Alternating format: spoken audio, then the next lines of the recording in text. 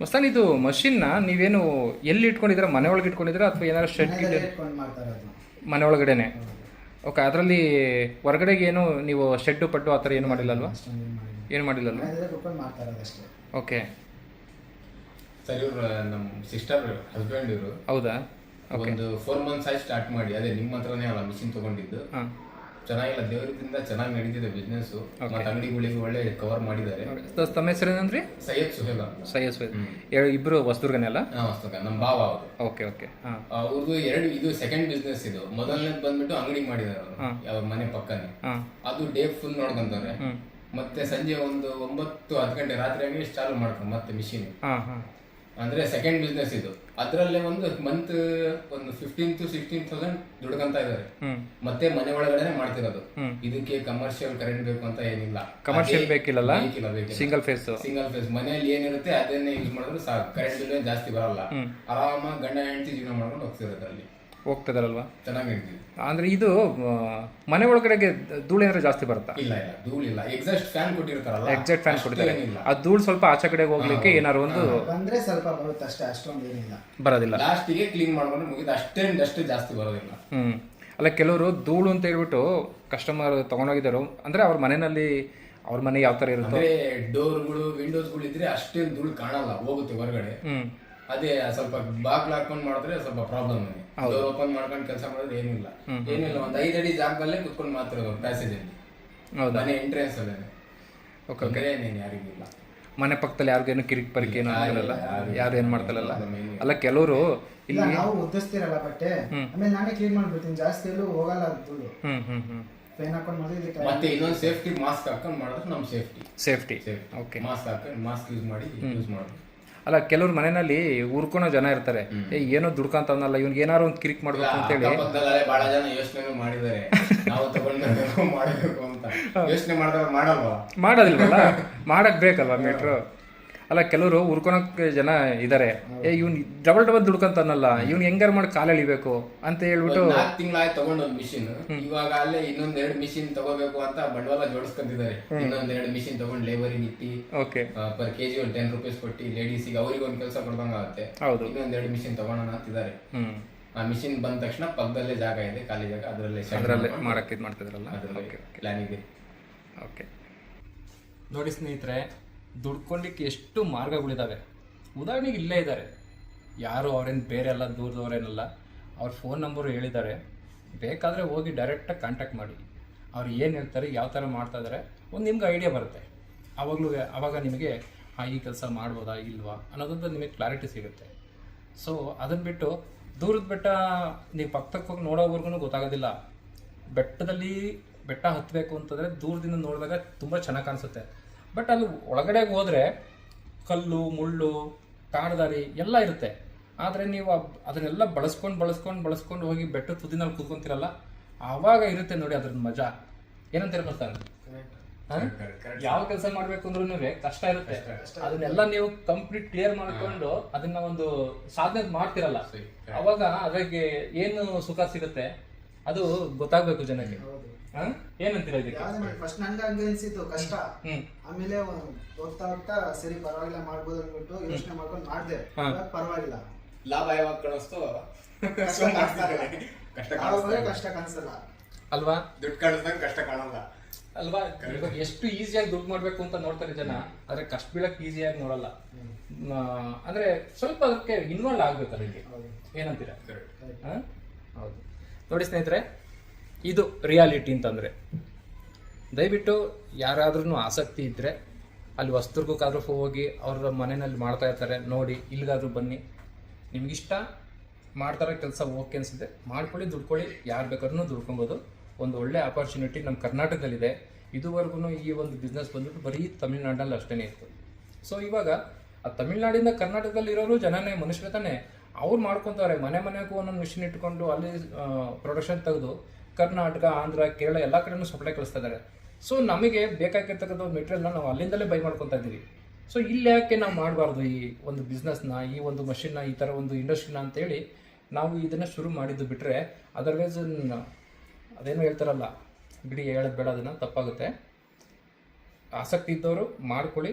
ಇದರಲ್ಲಿ ಒಂದು ಅರ್ನಿಂಗ್ ಇದೆ, ತುಂಬ ಚೆನ್ನಾಗಿದೆ. ಬಟ್ ಇಂಟ್ರೆಸ್ಟ್ ಇರಬೇಕು, ತಾಳ್ಮೆ ಇರಬೇಕು. ಮಸ್ತಾನ್ ಹೇಳ್ತಾರೆ, ತಾಳ್ಮೆ ಇರಬೇಕು. ಮೊದಲು ಅವ್ರಿಗೂ ಸಹ ಕಷ್ಟ ಆಗಿದೆ, ಇಲ್ಲ ಅಂತಲ್ಲ.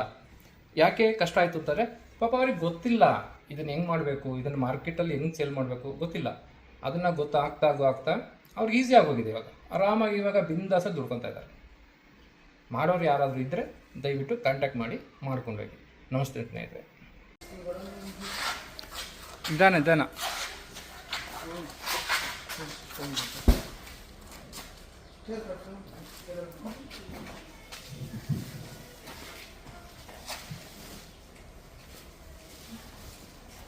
ಎತ್ಕೋದು 6 ಮೂಟೆ ಅದೇ ಸೇಮ್ ಕ್ಲಾತಿನೇ ಅದು ಎತ್ಕೋದು.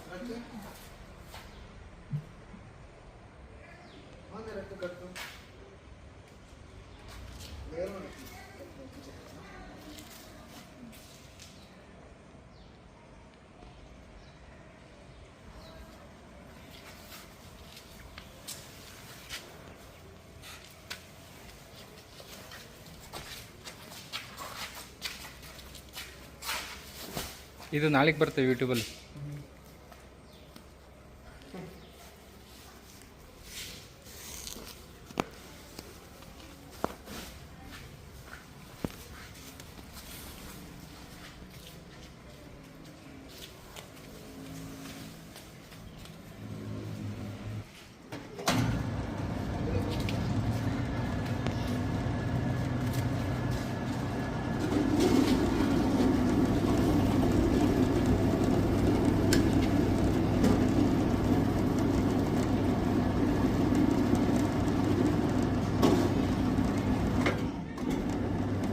ಮುಂದೆ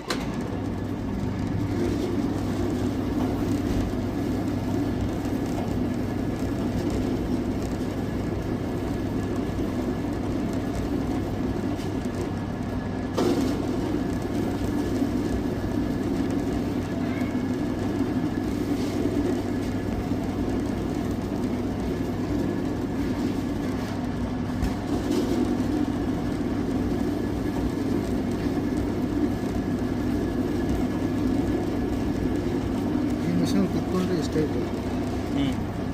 ಇದು ಕಾಣಿಸಲ್ಲ, ಇದೇ ಮೈನ್ ಕಾಣಿಸ್ಬೇಕಲ್ಲ, ಅಟ್ಟೆ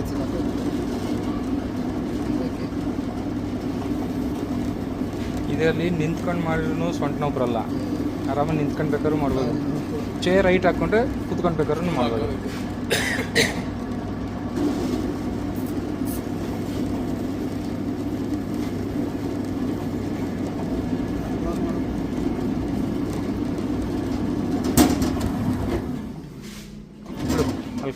ಅಲ್ಲಿ ಡೋರ್ ಕ್ಲೋಸ್ ಮಾಡಿರಾ ತಕ್ಕ ಕೆಳಗಡೆ ಬಿದ್ದಿರ ತಕ್ಕ.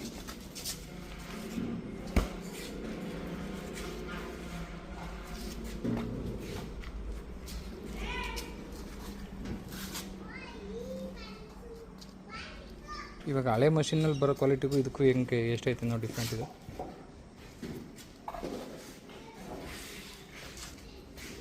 ಅದಕ್ಕೂ ಇದಕ್ಕೂ ಏನು ಡಿಫ್ರೆಂಟ್ ಇದೆ? ದಾರ ಲೈನ್ ಇದು. ಇದರಲ್ಲಿ ದಾರ ಇದು ಡ್ಯಾಮೇಜ್ ಬರಲ್ಲ ಜಾಸ್ತಿ. ಹಳೆ ಮಷೀನಲ್ಲಿ ಬಂದಂಗೆ ಇದು ದಾರ ಇದೆಯಲ್ಲ, ಇದು ಲೈನ್ ಕ್ಲೀನಾಗಿ ಬರುತ್ತೆ. ಇದು ಇನ್ನೂ ಈ ಬಟ್ಟೆ ಕೊಟ್ಟು ಇನ್ನೂ ಚೆನ್ನಾಗಿ ಬರ್ತಿದೆ ಈ ಕ್ಲಾತ್. ಇದು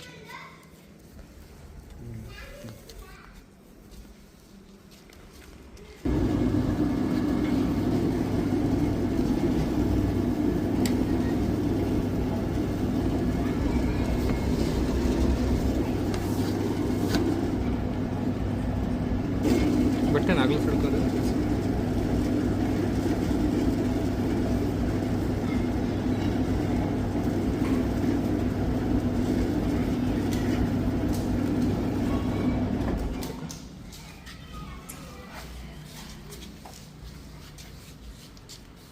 ನೋಡು ಹೆಂಗಿದೆ ಕ್ವಾಲಿಟಿ ಅವರು.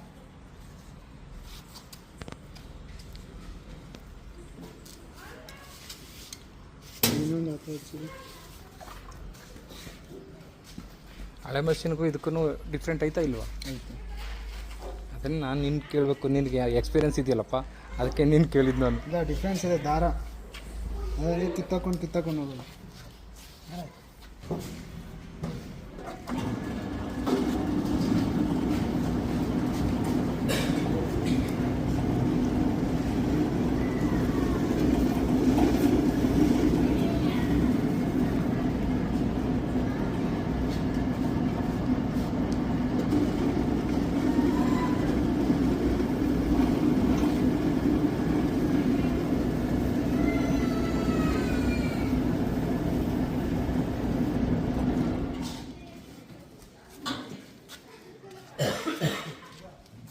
ಹೆಂಗಿದೆ?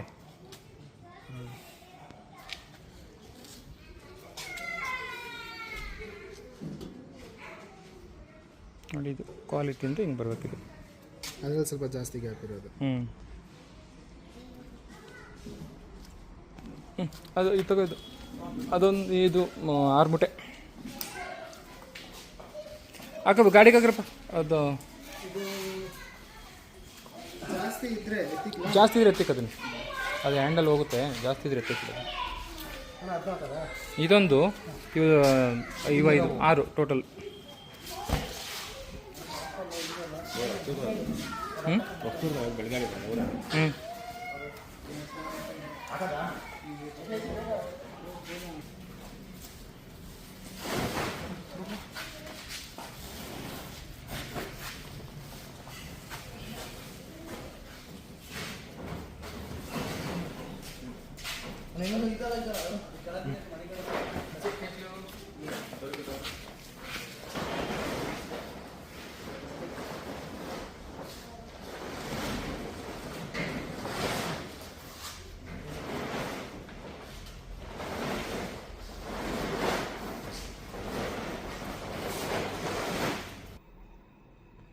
ಸ್ನೇಹಿತರೆ ನಮಸ್ತೆ. ನೋಡಿ, ಇವತ್ತು ನಮ್ಮ ಜೊತೆ ಮಸ್ತಾನ್ ಅಂತೇಳಿ ಹೊಸದುರ್ಗದಿಂದ ಬಂದಿದ್ದಾರೆ. ಏನಕ್ಕೆ ಬಂದಿದ್ದಾರೆ, ಅವ್ರು ಏನು ತೊಗೊಂಡೋಗ್ತಾ ಇದ್ದಾರೆ, ಎಷ್ಟು ದಿನದಿಂದ ಮಾಡ್ತಾ ಇದ್ದಾರೆ, ಇದಕ್ಕೆ ಈ ಕೆಲಸದ ಅನುಭವ ಏನು, ಕಂಪ್ಲೀಟ್ ಅವ್ರ ಬಾಯಲ್ಲೇ ಕೇಳಿ. ನಿಮಗೆ ಒಂದು ಪಕ್ಷ ಏನಾದ್ರೂ ಆ ಹೊಸದುರ್ಗದ ಹತ್ತಿರದಲ್ಲಿ ಯಾವ್ದಾದ್ರು ನೀವು ಮಷಿನ್ಗಳನ್ನ ಇಟ್ಕೊಂಡು ನೀವು ಕೆಲಸ ಮಾಡ್ತಾ ಇದ್ದೀರಾ, ನಿಮ್ಗೆ ಏನಾದ್ರು ಸಮಸ್ಯೆ ಆಗ್ತಾ ಇದೆ ಅಂತಂದರೆ ದಯವಿಟ್ಟು ಇವ್ರನ್ನ ಕಾಂಟ್ಯಾಕ್ಟ್ ಮಾಡ್ಬೋದು. ಯಾವ ಥರ ಮಾಡ್ತಿದ್ದಾರೆ, ಯಾವ ಐಡಿಯಾದಲ್ಲಿ ಮಾಡ್ತಿದ್ದಾರೆ ಅನ್ನೋದನ್ನ ಖಂಡಿತ ಅವ್ರು ನಿಮಗೆ ತಿಳಿಸ್ಕೊಡ್ತಾರೆ. ಇವ್ರ ಫೋನ್ ನಂಬರ್ನ ಅವರೇ ಹೇಳ್ತಾರೆ. ನೀವು ಬೇಕಂತಂದರೆ ಅವ್ರಿಗೆ ಫೋನ್ ಮಾಡಿ, ಸರ್ ಯಾವ ಥರ ಮಾಡ್ತಿದ್ದೀರಾ, ಹೆಂಗೆ ಮಾಡ್ತಿದ್ದೀರಾ, ಇದರಿಂದ ಏನು ಮಾಡೋಕ್ಕಾಗುತ್ತಾ ಇಲ್ವಾ ಅನ್ನೋ ಕಂಪ್ಲೀಟ್ ಡೀಟೇಲ್ಸ್ನ ನೀವು ಅವ್ರ ಹತ್ರ ತಿಳ್ಕೊಳ್ಳಿ. ಖಂಡಿತ ಅವ್ರು ಹೇಳ್ಕೊಡ್ತಾರೆ. ಸರ್ ನಮಸ್ತೆ, ಹೆಂಗಿದ್ದೀರಿ? ಚೆನ್ನಾಗಿದೆ. ಹೆಂಗೆ ನಡೀತಾ ಇದೆ ಕೆಲಸ? ಇವಾಗ ಕೆಲಸ ಟೈಮ್ ಇಲ್ಲ ಅಷ್ಟೇ. ಬೇರೆ ಬೇರೆ ಬೇರೆ ಕೆಲಸಕ್ಕೆ ವೇಸ್ಟಿಂದ ಫುಲ್ ಬ್ಯುಸಿ ಆಗಿದ್ದೀರಿ. ಒಂದು ತಿಂಗಳಿಗೆ ಇವಾಗ ನಾನು ಏನು ಹೇಳ್ತಿದ್ದೀನಿ ಅಂತಂದರೆ, ನಿಮ್ಮ ಹೊಸದುರ್ಗದ ಅಕ್ಕಪಕ್ಕದಲ್ಲಿ ಸುಮಾರು ಮಷಿನ್ಗಳಿದ್ದಾವೆ. ಪಾಪ ಅವರು ನಿಮ್ಮ ಥರ ಅವ್ರಿಗೆ ಮಾಡೋಕ್ಕೆ ಬರ್ತಾ ಇದೆಯೋ ಇಲ್ವೋ ಗೊತ್ತಿಲ್ಲ. ಆದರೆ ನೀವು ಹೇಳ್ತಾರೋ ಲೆಕ್ಕಕ್ಕೆ ನೀವು ಚೆನ್ನಾಗಿ ಮಾಡ್ತಾ ಇದ್ದೀನಿ, ಸೇಲ್ಸ್ ಚೆನ್ನಾಗಿ ಆಗ್ತಾ ಇದೆ, ಒಳ್ಳೆ ಪ್ರಾಫಿಟ್ ಮಾಡ್ತಾ ಇದ್ದೀನಿ ಅಂತ ಹೇಳ್ತೀರಾ. ಎಷ್ಟು ಆಗ್ತಾ ಇದೆ? 1 kg ಪ್ರಾಫಿಟ್ ನಿಮ್ಗೆ ಎಷ್ಟು ಸಿಗ್ತಾ ಇದೆ? 1 kgಗೆ 20ರಿಂದ 30 ರೂಪಾಯಿ. 20ರಿಂದ 30 ರೂಪಾಯಿ ಸಿಗ್ತಾ ಇದೆಯಲ್ವಾ? Entire current bill, labour cost ಎಲ್ಲ ಬಿಟ್ಟು 20ರಿಂದ 30 ರೂಪಾಯಿ ಸಿಗ್ತಾ ಇದೆ. ಸೊ ಒಂದು ತಿಂಗಳಿಗೆ ಎಷ್ಟು ಅರ್ನ್ ಮಾಡ್ತಾ ಇದ್ದೀರಾ? ಒಂದು ತಿಂಗಳಿಗೆ ನೀವೇ ಲೆಕ್ಕ ಬಿಡಿ. ಒಂದು ದಿವಸಕ್ಕೆ 600 ರೂಪಾಯಿ ಅಂದರೆ ತಿಂಗಳಿಗೆ ಎಷ್ಟಾಗುತ್ತೆ? 18,000 ರೂಪಾಯಿ. 18 15 ಆಗಲಿ, 15,000 ಫಿಕ್ಸೆಡ್ ಅಲ್ವಾ? ಏನು ಇದು ಏನು ಈ ಮಷಿನ್ ರನ್ ಮಾಡ್ಲಿಕ್ಕೆ ಏನು ಕಷ್ಟ ಆಗ್ತಾ ಇದೆಯಾ? ಏನಿಲ್ಲ, ಈಸಿ. ಬರೀ ಕುತ್ಕೊಂಡು ಮಾಡ್ಬೇಕಷ್ಟೇ. ಅದು ಬಿಟ್ಬಿಟ್ಟು ನಾವು ಬೇರೆ ಯಾವುದೇ ಕೆಲಸ ಮಾಡ್ಕೊಂಡಿದ್ರೆ ಆಗೋದಿಲ್ಲ. ಪ್ಯಾಕೆಟ್ ಮಾಡ್ತಿದ್ದೀರಾ ಅಥವಾ ಪ್ಯಾಕೆಟ್ ಮಾಡ್ತಿದ್ದೀರಾ? ಪ್ಯಾಕೆಟ್ ಮಾಡಿದರೆ ಜಾಸ್ತಿ ಪ್ರಾಫಿಟ್ ಬರಬೇಕಲ್ವ? ಅಂದರೆ ಫಸ್ಟು ಕಸ್ಟಮರ್ಸ್ನ ಹಿಡಿಬೇಕಲ್ಲ, ಅದಾದಮೇಲೆ ಪ್ರಾಫಿಟ್ ಮಾಡ್ಕೋಬೇಕು. ಓಕೆ, ನಿಮ್ಮ ಫೋನ್ ನಂಬರ್ ಹೇಳ್ಬಿಡಿ. ಹೆಂಗೇನೆ ಆಯಿತು. ಯಾರಾದ್ರೂ ಹೊಸದುರ್ಗದ ಅಕ್ಕಪಕ್ಕದಲ್ಲಿ ಯಾರಾದರೂ ಇದ್ದರೆ ಅವ್ರು ನಿಮಗೆ ಡೈರೆಕ್ಟಾಗಿ ಕಾಲ್ ಮಾಡಿಕೊಂಡು ಎಷ್ಟು ಪ್ರಾಫಿಟ್ ಆಗ್ತಾ ಇದೆ, ಯಾವ ಥರ ಸೇಲ್ ಮಾಡ್ತಿದ್ದೀರಾ, ಯಾವ ಥರ ಮಷಿನ್ಗೆ ಬಟ್ಟೆ ಕೊಡ್ತಾ ಇದ್ದೀರಾ, ಮಷಿನ್ನ ಯಾವ ಥರ ರನ್ ಮಾಡ್ತಿದ್ದೀರಾ, ಏನಾದ್ರು ಕೇಳಲಿಕ್ಕೆ, ಈ ಮಷಿನ್ ಬಗ್ಗೆ ಆಗಲಿ ಈ ಬಿಸ್ನೆಸ್ ಬಗ್ಗೆ ಆಗಲಿ ಏನಾದ್ರು ಅವ್ರಿಗೆ ಮಾಹಿತಿ ಬೇಕು ಅಂತಂದರೆ ನೀವು ಅವ್ರಿಗೆ ಫೋನ್ ಮಾಡ್ತಾರೆ. ನೀವು ಅವ್ರಿಗೆ ಹೇಳ್ಬೋದಲ್ವಾ? ಹೇಳ್ತೀನಿ. ನಂಬರ್ ಹೇಳಿ ನಿಮ್ದಂಗೆ.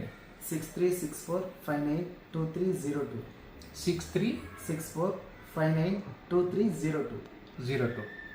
ಓಕೆ ಮಸ್ತಾನ್, ಇದನ್ನು ನಾನು ಯೂಟ್ಯೂಬ್ನಲ್ಲಿ ಪ್ಲೇ ಮಾಡ್ತೀನಿ. ಆಯಿತಾ? ಯಾರಾದ್ರೂ ನಿಮಗೆ ಎನ್ಕ್ವೈರಿ ಮಾಡಿದರೆ ಈ ಮಷಿನ್ ಬಗ್ಗೆ ಆಗಲಿ, ವೇಸ್ಟ್ ಬಗ್ಗೆ ಆಗಿರಲಿ, ಬಿಸ್ನೆಸ್ ಬಗ್ಗೆ ಆಗಿರಲಿ, ತಿಳಿಸ್ತೀನಿ ನಾನು. ಏನಿದೆಯೋ ನಿಮಗೆ ಗೊತ್ತಿರೋದು ಏನಿದೆ ಅದನ್ನು ತಿಳಿಸ್ಕೊಡಿ ದಯವಿಟ್ಟು. ಹಾಂ, ಯಾಕೆ ಅಂತಂದರೆ ಈ ಮಷಿನ್ನಲ್ಲಿ ದುಡ್ಕೊಬೋದು ಅಂತೇಳಿ ನಿಮಗೆ ಗೊತ್ತು. ಆದರೆ ಇನ್ನು ಕೆಲವರು ಈ ಮಷಿನಲ್ಲಿ ದುಡಿಯೋಕ್ಕೆ ಆಗೋದಿಲ್ಲ ಅಂತ ಹೇಳ್ತಾರೆ. ಅವ್ರು ಬಂದರೆ ತೋರಿಸ್ಕೊಡ್ಬೋದಲ್ವಾ? ಬಪ್ಪ ಇಲ್ಲಿ ಯಾಕೆ ದುಡಿಯೋಕ್ಕಾಗಲ್ಲ, ನಾನು ದುಡಿತಾ ಇದ್ದೀನಿ ನೋಡು ಅಂತ ತೋರಿಸ್ಕೊಡ್ಬೋದಲ್ವಾ? ಇಲ್ಲ, ನಾನು ತೋರಿಸ್ತೀನಿ. ಆದರೆ ಯಾವಾಗ ಬಂದರೆ ನಾನು ತೋರಿಸ್ತೀನಿ. ಯಾಕಂದರೆ ನಾನು ಒಂದೊಂದು KG ಲೆಕ್ಕ ಬರ್ದಿಕ್ಕಿರ್ತೀನಿ. ಹಾಂ, ಒಂದು ಬಿಲ್ ತಗೊಂಡೋದ್ಮೇಲೆ ವೇಸ್ಟೇಜ್ ಎಷ್ಟು ಹೋಗುತ್ತೆ, ಎಷ್ಟು ಹೋಗುತ್ತೆ ಕಸ್ಟಮರ್ಸ್ ಹತ್ರ, ಕಾಸು ಎಷ್ಟು ಹೋಗುತ್ತೆ ಎಲ್ಲ ಬರೆದಿಟ್ಕೊಂಡಿದ್ದೀನಿ. ಬರ್ದಿಟ್ಟಿದ್ದೀರಾ? ಎಷ್ಟು ಉಳ್ಕೊಂಡಿದೆ? ನೀವು ಎಷ್ಟು kg ಮಾಡಿದ್ದೀರಾ ಇದುವರೆಗೆ? ಹೆಂಗಿಲ್ಲ ಅಂದ್ರೆ ಒಂದು ಕ್ವಿಂಟಲ್ ಮೇಲೆ 3,000 ರೂಪಾಯಿ. ಒಂದು ಕ್ವಿಂಟಲ್ಗೆ 3,000 ರೂಪಾಯಿ ಪ್ರಾಫಿಟ್ಟು ಗ್ಯಾರಂಟಿ ಅಲ್ಲ? ಕನ್ಫರ್ಮ್. ಅಂದರೆ 30 ರೂಪಾಯಿ ಪರ್ kgಗೆ ವೇಸ್ಟೇಜ್ ಎಲ್ಲ ಹೋಗಿ. ಓಕೆ, ಸರಿ ಮಸ್ತಾನ್, ಈ ವಿಡಿಯೋ ಪ್ಲೇ ಆಗುತ್ತೆ ಯೂಟ್ಯೂಬ್ನಲ್ಲಿ. ದಯವಿಟ್ಟು ಯಾರಾದರೂ ನಿಮಗೆ ಫೋನ್ ಮಾಡಿದರೆ ನೀವು ಅವರಿಗೆ ಖಂಡಿತ ತಿಳಿಸ್ಕೊಡ್ತೀವಿ. ಹಾಂ,